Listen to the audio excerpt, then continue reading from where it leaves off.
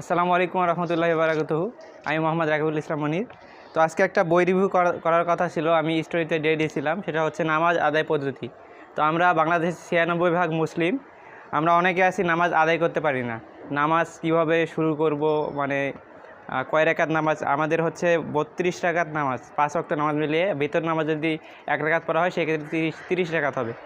তো এই মুফতি আমির হামজার বইটার বৈশিষ্ট্য হচ্ছে এটাতে এই ভিতরের অংশে জুম করতো বন্ধু, দেখা যাচ্ছে ভিতরের অংশে এখানে আছে হচ্ছে 5 ওয়াক্ত নামাজ আদায় পদ্ধতি, নামাজের ফরজ, ওয়াজিব ও সুন্নত, নফল সহ অন্যান্য নামাজের বর্ণনা, প্রয়োজনীয় সূরা, দোয়া ও মুনাজাত, নামাজের পর পরিতব্য দোয়াসমূহ, দৈনন্দিন জীবনের প্রয়োজনীয় দোয়া।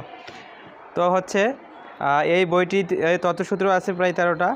আর আপনাদের জন্য একটা কুইজ থাকবে, কুইজের উত্তরটি দিতে পারলে আপনাদের জন্য একটি দারুণ গিফট থাকবে আমার ভিডিওটা যারা দেখবেন।